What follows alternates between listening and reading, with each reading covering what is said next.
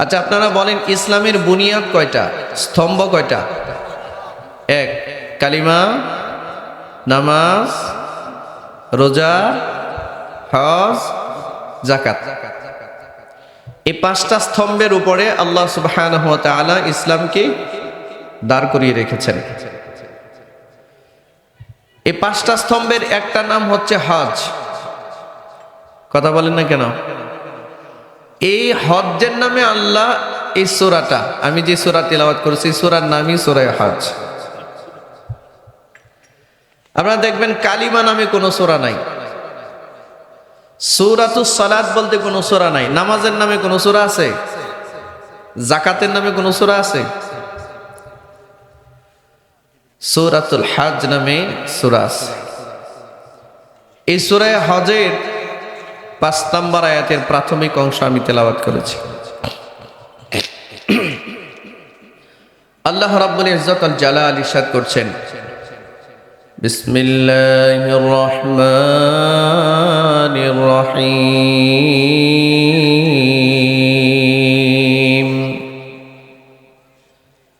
ইয়া আইয়ুহান নাস, হে মানব জাতি। এই ইয়া আইয়ুহান নাস শব্দের অর্থ কি? সবাই বলেন। ও ম্যানকাইন্ড, ও মানব জাতি। মানুষ কে সৃষ্টি করেছেন? জোরে বলেন। সকল মানুষকে লক্ষ্য করে আল্লাহ একটা ডাক দিলেন। এই ফোন কার?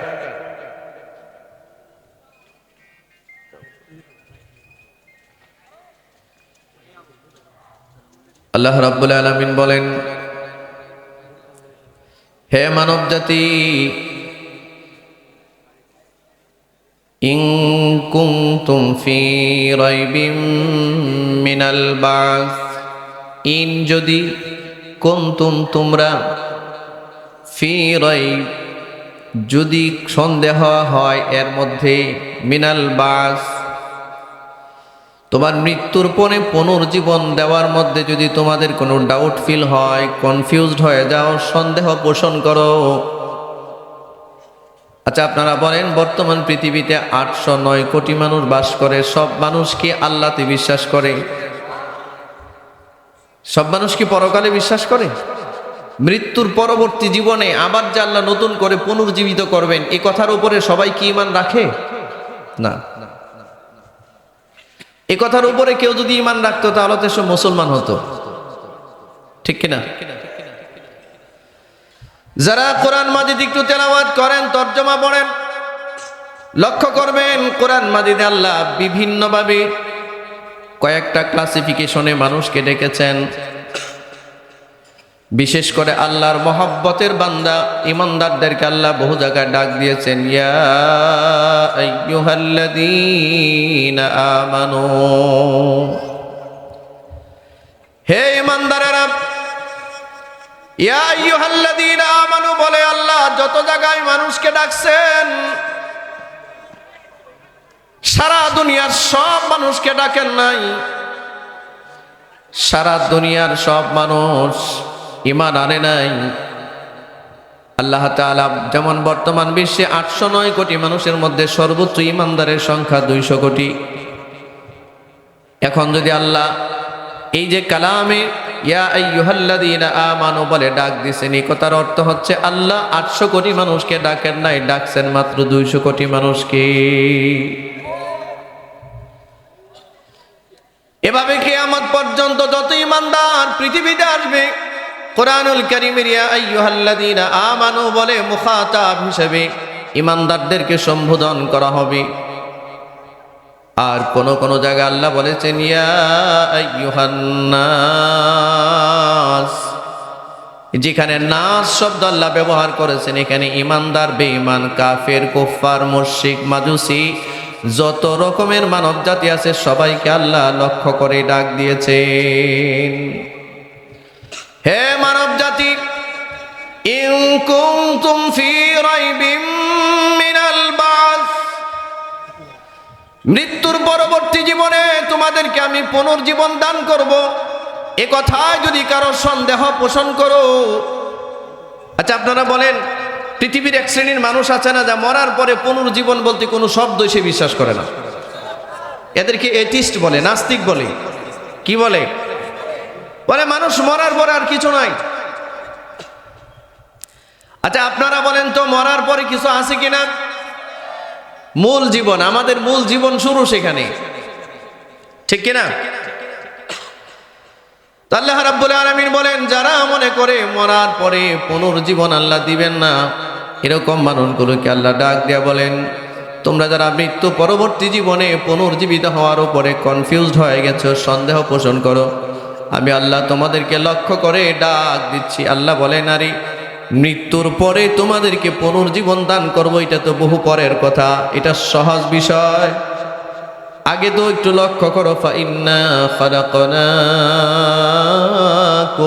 মিন তুরাব, আমি আল্লাহ তোমাদেরকে সৃষ্টি করলাম মাটির নির্যাস থেকে। আল্লাহু আকবার বলেন। মানুষকে আল্লাহ কোত্থেকে সৃষ্টি করেছেন বলেন তো? ভাই কথা বলতে হবে আমার সাথে একটু। মাটির নির্যাস থেকে কাকে সৃষ্টি করেছেন? মানুষকে। আচ্ছা প্রথম সৃষ্টিটা দুঃসাধ্য ব্যাপার, কঠিন ব্যাপার, না পুনর্জীবন দেওয়াটাকে কঠিন ব্যাপার? কোনটা?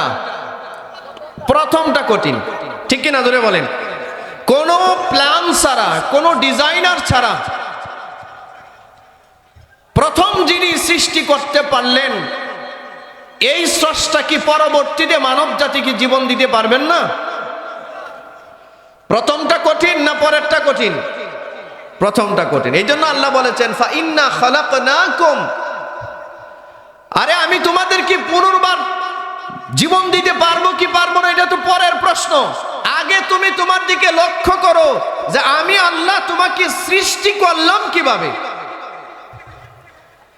মানব জাতি যদি তার সৃষ্টির উপজীব্য সম্পর্কে চিন্তা করে, অকপটে মৃত্যু পরবর্তী জীবনে বিশ্বাস করতে সে বাধ্য হবে। এজন্য আল্লাহ তাবারাকা ওয়া তাআলা বলেন, আমি আল্লাহ তোমাদেরকে সৃষ্টি করেছি তুরাব, মাটির নির্যাস থেকে আমি আল্লাহ তোমাদেরকে সৃষ্টি করলাম। আপনারা বলেন, মাটির সংস্পর্শ ছাড়া পৃথিবীর কোনো ফলমূল হয়? হ্যাঁ, কোনো খাদ্য সামগ্রী মাটির নির্যাস ছাড়া কখনো জন্ম নেয় নাকি? আল্লাহ তাআলা আমেরিকাতে আপেলের জন্ম দিয়েছেন, মালয়েশিয়া আঙ্গুরের জন্ম দিয়েছেন, অস্ট্রেলিয়ায় আপেলের জন্ম দিয়েছেন, সৃষ্টি করেছেন। জাহাজের মাধ্যমে চট্টগ্রাম পোর্টে চলে আসছে, সেখান থেকে ডিস্ট্রিবিউশন হয়ে সারা বাংলাদেশে ছড়িয়ে ছিটিয়ে গেছে। ময়মনসিংহ বিভাগের গৌরীপুর থানায় চলে আসছে।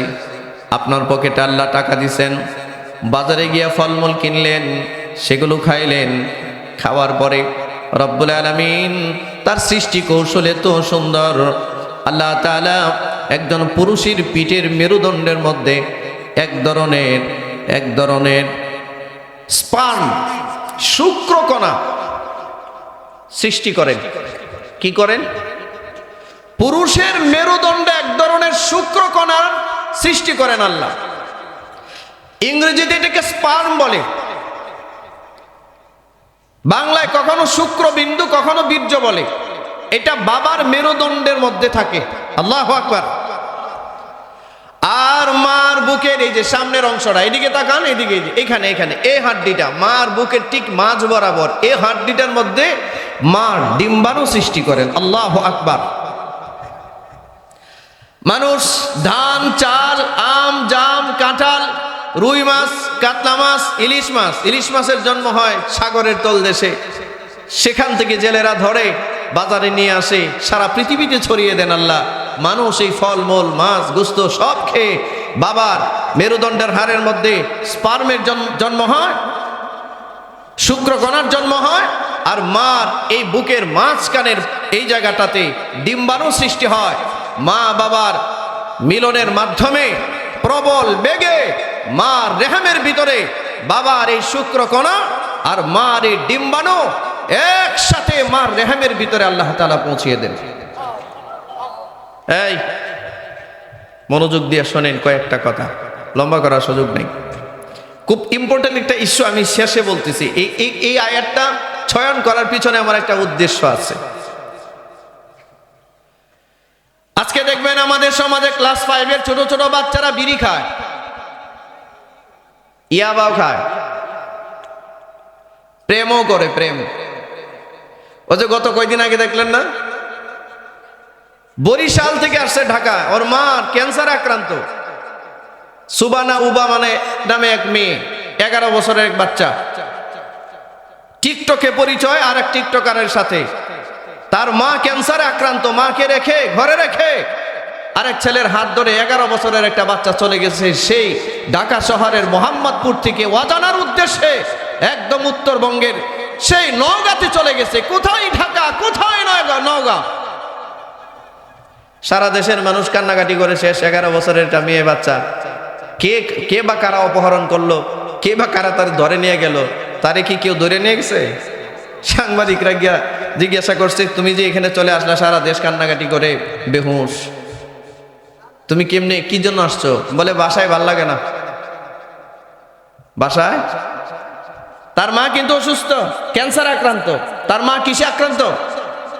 কতটুক নির্দয় নিষ্ঠুর হলে পরে একটা বাচ্চা এই ধরনের কাণ্ড ঘটাতে পারে। বললো এই ছেলের সাথে পরিচয় কয় বছর আগে? বলে 2 বছর আগে। কিসের মাধ্যমে? বলে টিকটকের মাধ্যমে। আচ্ছা 11 বছর যদি তার বয়স এখন হয়, 2 বছর আগে কত? তার মানে 9 বছর বয়সের একটা বাচ্চা টিকটকের মাধ্যমে তার আরেক বন্ধুর সাথে প্রেম করে জিন্দেগি বরবাদ করার জন্য সেই চলে গেছে নওগাঁতে। এইরকম হাজার হাজার বাচ্চারা আমাদের সমাজে আছে। আমরা কোনো মাহফিলে গেলে লোকেরা বলে, হুজুর ছেলে মেয়েগুলো বাচ্চারা মা বাবার কথা শুনতেছে না, আপনারা একটু মা বাবার ফজিলত বর্ণনা করেন। আরে ভাই, মা বাবার ফজিলত তো পড়ে, আগে তো মা বাবার যে কিছু একটা দায়িত্ব আছে, করণীয় আছে, এটা তো আগে জানবেন আপনি। কি বলেন আপনারা? আচ্ছা আপনাদের কি ধারণা এই যে বাচ্চাগুলো এমনি ধ্বংস হচ্ছে, এটার জন্য দায়ী শুধু বাচ্চারা, না এদের মা বাবার কোনো দায়ভার নাই? না মা বাবার দায়ভার আছে কি নাই, এই জিনিসটা বোঝাবার জন্য আপনাদের সামনে এই আয়াতটা আমি তিলাওয়াত করেছি। একটু শুনবেন তো সময় দিয়া, বেশি সময় নিব না, অল্প সময় শেষ করব। আল্লাহ রাব্বুল আলামিন বলেন, বাবার মেরুদণ্ডের মধ্যে এই শুক্রকণা আর মার ডিম্বাণু এই হাড়ের মধ্যে রেখে জমা করে মার রেহেমের ভিতরে আল্লাহ তাআলার হুকুমে প্রবেশ হয়। আল্লাহ তাআলা বলেন, فَإِنَّا خَلَقْنَاكُم مِّن تُرَابٍ ثُمَّ مِن نُطْفَةٍ। মা বাবার সেই নুতফা মা রেহেমের ভিতরে 40 দিন পর্যন্ত আল্লাহ তাআলা রেখে দেয় মার গর্ভাশয়ের ভিতরে। এ ভাই সব এদিকে খেয়াল করেন, একজন মা যখন সন্তান সম্ভাবা হয়, কনসেপ্ট করে, বাচ্চা পেটে ধারণ করে, তার সে কয়টা পর্যায় অতিক্রম করে আল্লাহ তাবারক ওয়া তাআলা সূরা হজ্জের 5 নম্বর আয়াতে আলোচনা করছেন। আমি পৃথিবীর কোনো মেডিকেল সায়েন্স বলছি না, পৃথিবীর কোনো চিকিৎসা বিজ্ঞান বলছি না, আল্লাহ যা বলছেন সেটা আমি রিপ্লে করছি। আর আল্লাহর এই কথাকে চ্যালেঞ্জ করবার ক্ষমতা পৃথিবীর কোনো মেডিকেল সায়েন্সের নাই। আল্লাহ তাআলা বলছেন 40 দিন পর্যন্ত নুতফার আকারে মার রেহেমের ভেতর, অর্থাৎ মার গর্ভাশয়ের ভেতরে এই বাবার শুক্রকণা মার ডিম্বাণুকে একত্রে আল্লাহ রেখে দেন। এইটা পচে গলে দুর্গন্ধ হয়ে যায়। এজন্য দেখবেন একজন মা যখন বাচ্চা কনসেপ্ট করে, প্রাথমিক 2-3 মাস সময় সে কিন্তু কোনো খাবার খেতে পারে না, বমি করে। আপনাদের এলাকায় কি এমন হয় না নাকি? একজন মা বাচ্চা সম্ভব হলে দেখবেন সে কিছু খেতে পারে না, বমি করে। কেন করে? কারণ এই নুতফাটা বাবার মার এই শুক্রকণা ডিম্বাণু একত্রে মার রেহেমের ভেতরে এটা পচে গলে দুর্গন্ধ হয়ে যায়। আর এই দুর্গন্ধটা নাক দিয়া, নাকের সেন্সর দিয়া বের হয়, যার কারণে একজন মা কোনো খাবার খেতে পারে না, বমি করে। আমি কিন্তু মেডিকেল সায়েন্স বলছি না, আমি বলছি হাদিস, আমি বলছি কোরআন। এরকম ভাবে 40 দিন পর্যন্ত অতিক্রম হয়। নুতফার আকারে 40 দিন পর্যন্ত মার রেহেমের ভিতরে আল্লাহ তাআলা এটা জমা রাখেন।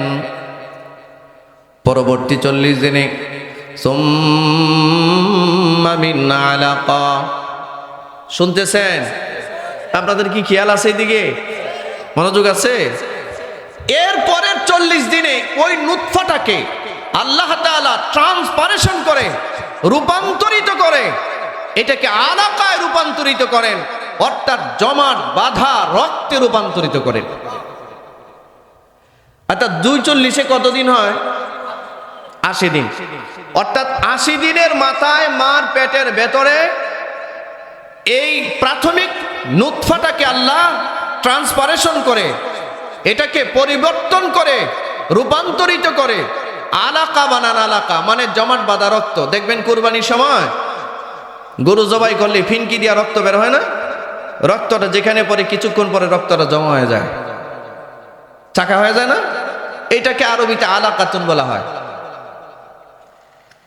এই আলাকা অবস্থায় মার পেটে এটা থাকে আরো 40 দিন। তাহলে 240-এ 80 দিন। এরপর আল্লাহ রাব্বুল আলামিন বলেন এই আলাকাটাকে আল্লাহ তাআলা সুম্মা মিন মুদগাহ,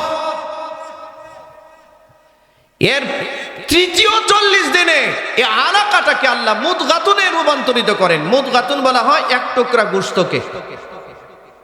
শুনতেছেন?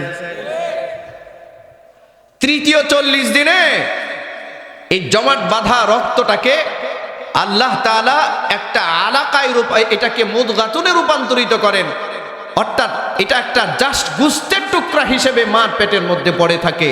তার বয়স যখন 340 পূর্ণ হয়, আপনারা বলেন 340-এ কত দিন হয়? 120 দিন। 120 দিনে কয় মাস হয়? আঙ্গুল ওঠান, ওঠান, ওঠান, 4টা আঙ্গুল ওঠান, ওটা বলেন কয় মাস হয়?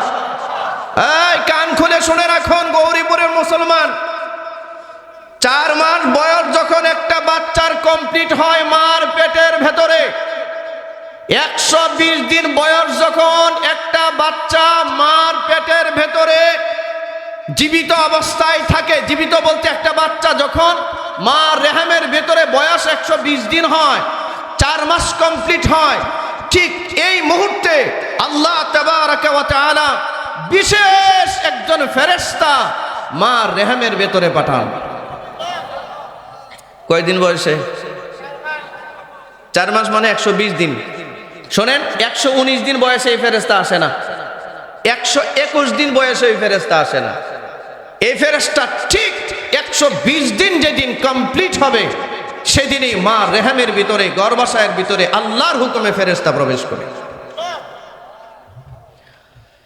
আপনাদের যদি বিশ্বাস না হয় সূরা হজ্জের 5 নম্বর আয়াতের তাফসীর দেখে নেবেন। আল্লাহ রাব্বুল আলামিন মা রেহেমের ভিতরে ফেরেশতা যখন পাঠান, ফেরেশতা মা রেহেমের ভিতরে গিয়া দেখি, রেহেম বুঝছেন? মার গর্ভাশয়, গর্ভাশয়, পেট না, পেট তো আলাদা জিনিস, বাচ্চা পেটে হয় না, বাচ্চা পেটের ভিতর আর একটা গর্ভাশয় আছে, এটাকে বলা হয় কি বলে? রেহেম। আরবিতে এটাকে রেহেম বলে। মার গর্ভাশয়ের ভিতরে একজন ফেরেশতা যায়, গিয়া দেখে জাস্ট একটা গোশতের টুকরা পরে আছে। কতদিন বয়সে? এই স্যার, এই যে দেখে কথাটা শোনো, তোমার জীবনে এটা শোনো নাই, এই নসিহত তোমার কাজে লাগবে, তুমিও বলতে পারবা মানুষকে। বয়ান বহু শুনছো, এটা শোনো নাই। 120 দিন বয়স কমপ্লিট হলে মা রেহেমের ভেতরে, গর্ভাশয়ের ভেতরে বিশেষ এক ফেরেশতা আল্লাহ পাঠান। ফেরেশতা গর্ভাশয়ের ভেতরে গিয়া দেখে এখানে কোনো মানুষ নাই, জাস্ট একটা গোশতের টুকরা পড়ে আছে, যার কোনো হাত নাই, যার কোনো পা নাই, যার কোনো মাথা নাই, যার কোনো হার্টবিট নাই, কিচ্ছু নাই, একটা গোস্তের টুকরা পড়ে আছে। আমি এই কথা বলছি কোরআন থেকে। আমার এই কথাকে চ্যালেঞ্জ করার ক্ষমতা পৃথিবীর কোনো ডাক্তারের নেই। পৃথিবীর বর্তমানে চিকিৎসা বিজ্ঞান, মেডিকেল সায়েন্স অনেক উন্নত, কিন্তু একটা বাচ্চা মা পেটের ভেতরে 120 দিনের আগে এই বাচ্চা ছেলে না মেয়ে এটা নির্ধারণ করার ক্ষমতা পৃথিবীর কোন আল্ট্রাসাউন্ড মেশিন দিয়ে, পৃথিবীর সবচেয়ে বড় ডাক্তার দিয়ে, পূর্ববেক্ষণ যন্ত্র দিয়েও যদি মা রেহমের ভেতরে তালাশ করা হয় তাও খুঁজে পাবে না এই বাচ্চা ছেলে না মেয়ে। আপনারা ডায়াগনস্টিক সেন্টারে যান, ডাক্তারদের সাথে একটু যোগাযোগ করেন, পারবে না। আচ্ছা, এই সায়েন্সটা যদি এখন দুনিয়ার কোনো বিজ্ঞানী দিত আপনারা অবাক হয়ে যেতেন, অথচ এই কথাটা আল্লাহ তাআলা 1450 বছর আগে বলছেন। সুবহানাল্লাহ। ইন্টারেস্টিং কথা। সামনে ফেরেশতা মা রেহেমের ভিতরে গিয়া দেখে, এই যে এদিকে তাকান ভাই, এদিকে তাকান, এই কি পরে আছে? জাস্ট এই গোস্তের টুকরাটা পরে, যেটা হাত নাই, মাথা নাই, রুহ নাই, কিচ্ছু নাই। এখন ফেরেশতা এটাকে দেখে আল্লাহকে বলে, ইয়া রাব, হে আল্লাহ, মুখাল্লাকাতিন ও গায়রি মুখাল্লাকা, আল্লাহ এই যে গোস্তের টুকরা মা রেহেমে, মার গর্ভাশয়ে পড়ে আছে, আপনি কি এটাকে আকৃতি দিবেন? মুখাল্লাকা, আপনি কি এটাকে আকৃতি দিবেন? আপনি কি এটাকে মানুষ বানাবেন? আপনি কি তাকে অস্তিত্ব দিবেন? ও গায়রি মুখাল্লাকা, নাকি তাকে অনস্তিত্ব অবস্থায়, অবিকৃত অবস্থায়, অর্থাৎ আকৃতিহীন অবস্থায় আপনি তাকে ধ্বংস করে দিবেন? প্রশ্ন কয়টা? সুম্মা মিন মুদগাতিন মুখাল্লাকাতিন ওয়া গায়রি মুখাল্লাকা, কোরআনের আয়াত। আর হাদিসে আল্লাহ রাসূল বলেন, ফেরেশতা আমার রেহেমের ভেতরে গিয়ে গোস্তের টুকরাটা তাকিয়ে দেখে আল্লাহ রাব্বুল ইজ্জত আল জালালকে প্রশ্ন করেন, ইয়া রাব, মুখাল্লাকাতিন ওয়া গায়রি মুখাল্লাকা, আল্লাহ মার গর্ভের মধ্যে এই যে গোস্তের টুকরা পড়ে আছে, আপনি কি তাকে আকৃতি দিবেন, তাকে অস্তিত্ব দিবেন? ও গায়রি মুখাল্লাকা, নাকি আপনি তাকে অনস্তিত্ব অবস্থায় দুনিয়ায় পাঠিয়ে দিবেন? দেখেন 120 দিন বয়সে মার পেটে কি পরিমাণ কর্মযোগ্য হচ্ছে, আর এই বেকুব মা, এই বেকুব বাপ কেউ জানে না কি হচ্ছে, জানার চেষ্টাও করে না।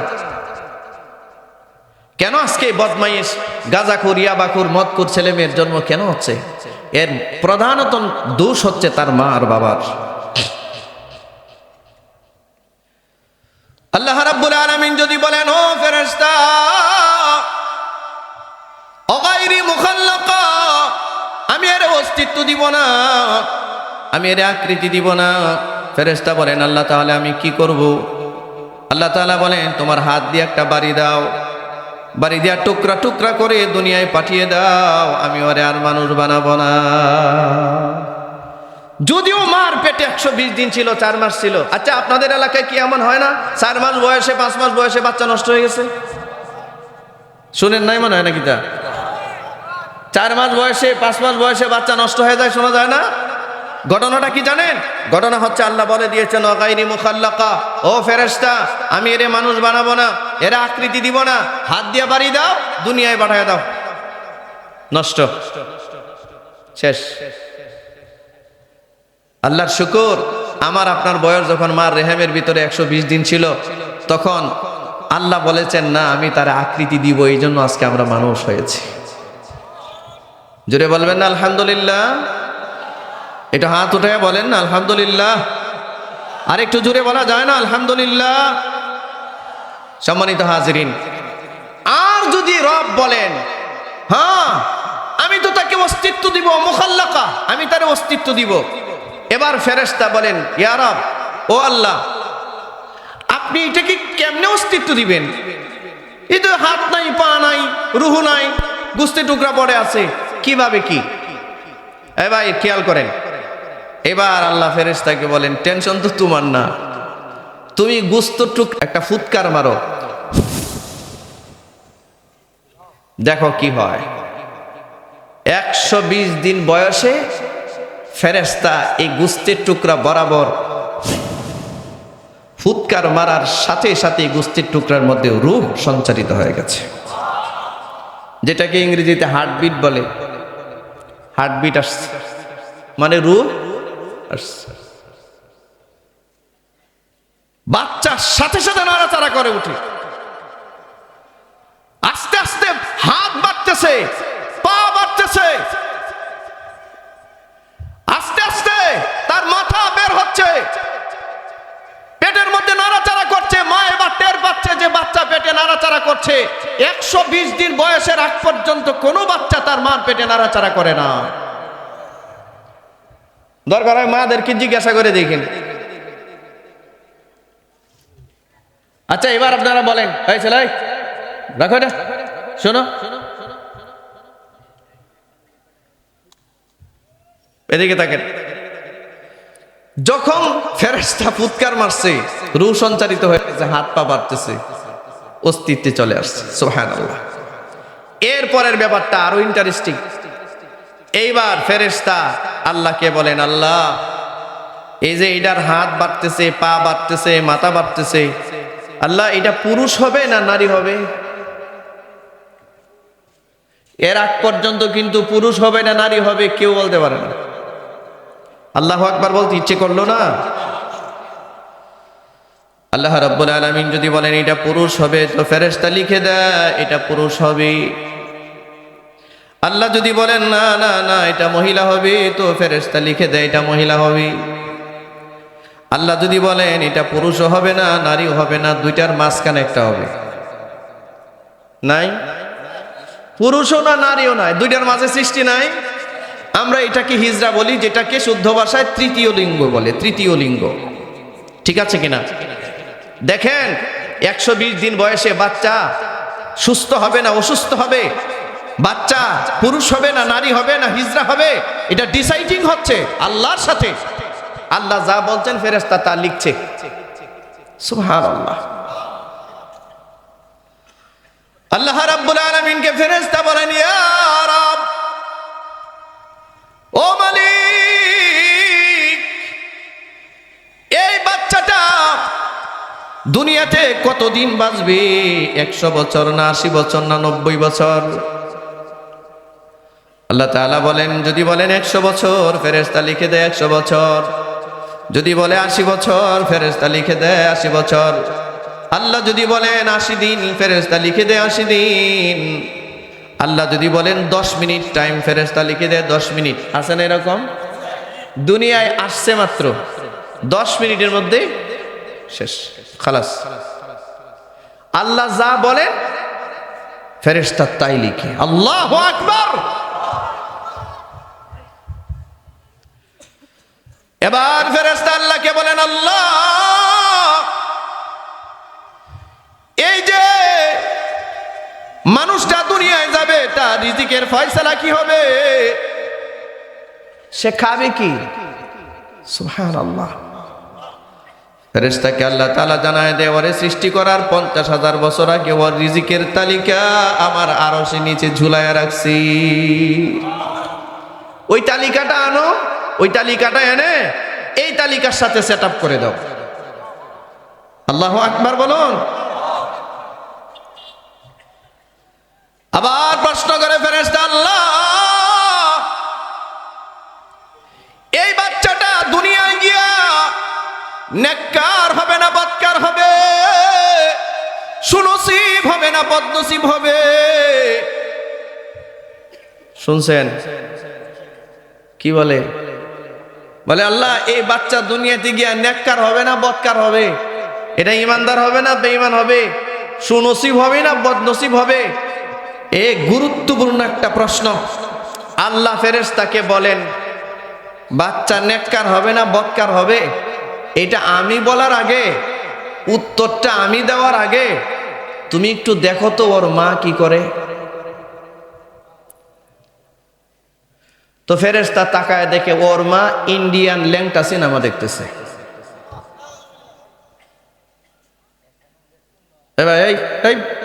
ভাই বসে বসে, কি দেখতেছে? ইন্ডিয়ান মুভি দেখতেছে মা, বাচ্চা 120 দিন পেটে। দৃশ্যটা সুন্দর না? বাপ কি করে? বলে বাপ সুদ খায়,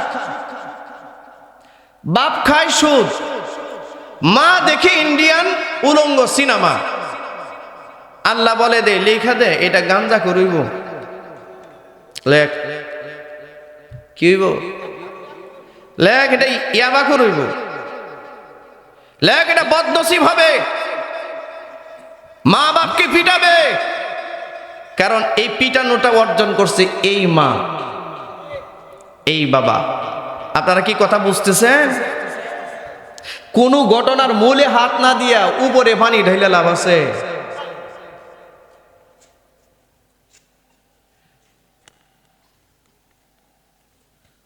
আপনারা এতক্ষণ পর্যন্ত আমার কথা বুঝে থাকলে বলুন তো, একটা বাচ্চা পেটে আসার পরে 120 দিন বয়স এবং বাচ্চাটা আসা পর্যন্ত 120 দিন বয়সে মা আর বাবার কোনো করণীয় আছে কিনা? এই মুহূর্তে মার কি করণীয় ছিল? যদি বিষয়টা এমন হতো যে ফেরেশতা তাকায় দেখতেছে মা কোরআন তেলাওয়াত করতেছে, ফেরেশতা তাকায় দেখছে মা কোরআন তেলাওয়াত করছে, হয়তো আল্লাহ বলে দিতেন লিখে দে বাচ্চাটা হাফেজ কোরআন হবে, লিখে দে,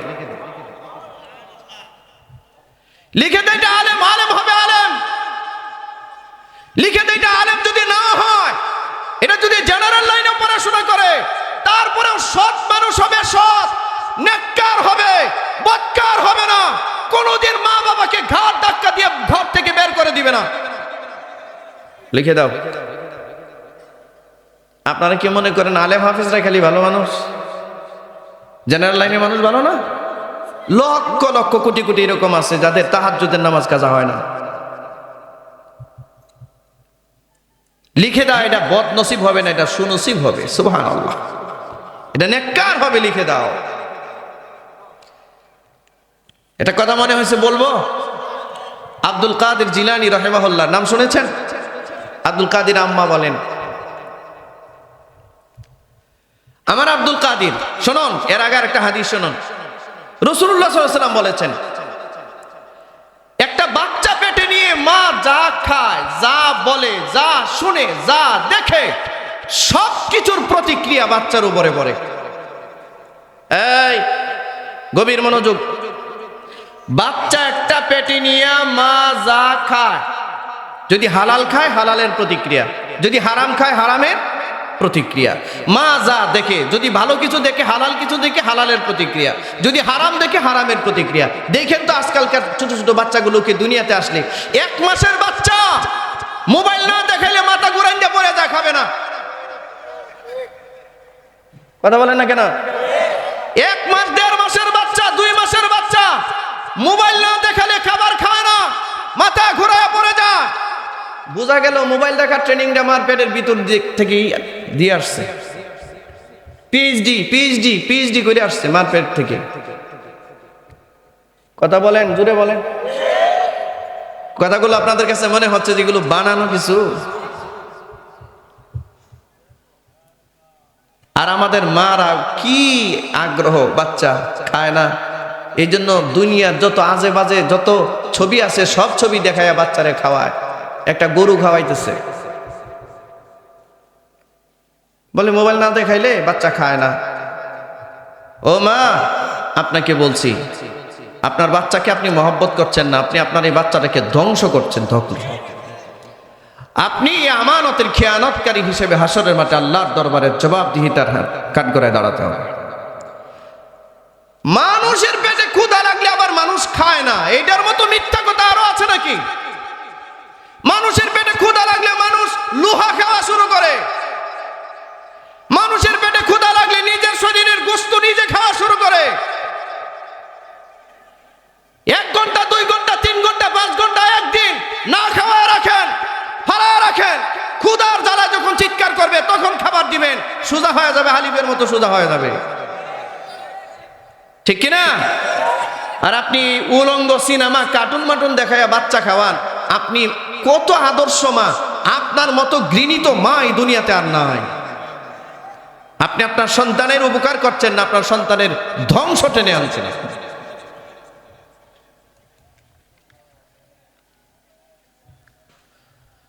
মুসলমান ভাইয়ারা আমার, আব্দুল কাদের জিলানী রাহিমাহুল্লাহর আম্মা বলেন, আমার আব্দুল কাদের পেটে পেটে আসার পর থেকে নিয়ে আমি এর আগেও এবং এর পরেও কোনোদিন আমার এই চোখ হারাম কিছু দেখে নাই। আমার আব্দুল কাদের পেটে আসার পরে কোনোদিন আমি কারো গীবত করি নাই, কেউ আমার কাছেও কোনো গীবত করতে পারি নাই। আমি কারো গীবত বলিও নাই, কেউ আমার কাছেও কারো গীবত বলতে পারে নাই।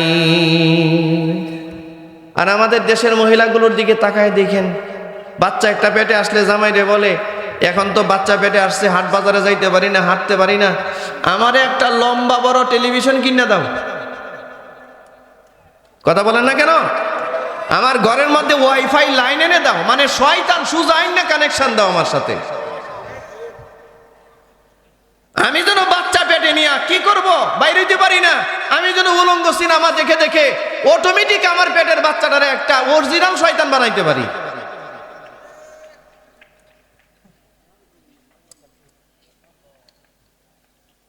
আপনি হাসেন আর কান্দেন না আপনার ব্যাপার, কিন্তু কথাগুলো কি পরিমাণ জরুরি আমি বুঝাইতে পারতেছি না হয়তো আপনাদেরকে।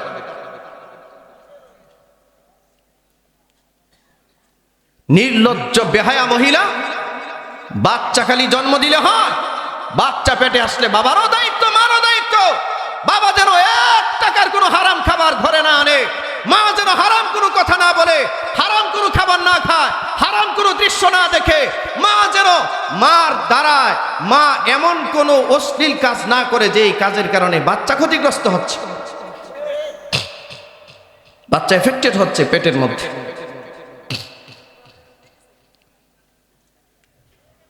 মুসলমান ভাইরা আমার, আব্দুল কাদের জিলানী রহমাতুল্লাহি আলাইহির আম্মা বলেন, আমার আব্দুল কাদের ভূমিষ্ঠ হওয়ার পরেও জরুরি একটা কথা শুনেন। কি বলে আব্দুল কাদের জিলানীর মা?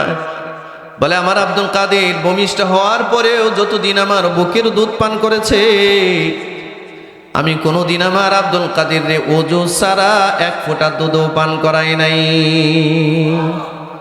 আচ্ছা, এই জামানার এই অশ্লীল মহিলারা এটা ভাবতে পারে? আব্দুল কাদের জিলানীর আম্মা বলেন, আমার আব্দুল কাদের যে আমি আমার বুকের দুধ পান করাইছি, কোনদিন ওযু ছাড়া পবিত্রতা ছাড়া আমার আব্দুল কাদেরকে আমি 1 ফোঁটা দুধও পান করাই নাই। আব্দুল কাদেরের ক্ষুধা লেগেছে, কান্না করছে, আমি আব্দুল কাদেরকে বিছানায় শোয়া রাখছি, কাঁদো। তারপরে আমি গিয়ে ওযু করেছি, যতবার আমার বুকে দুধ পান করিয়েছি, অপবিত্র অবস্থায় একবারও আমি আব্দুল কাদেরকে আমার বুকের দুধ পান করাই নাই। আচ্ছা, যেই মহিলা তার আব্দুল কাদেরকে, তার সন্তানকে ওযু ছাড়া দুধ পান করায় নাই, এই মহিলার বাচ্চা আব্দুল কাদের হবে না তো আপনারটা হবে?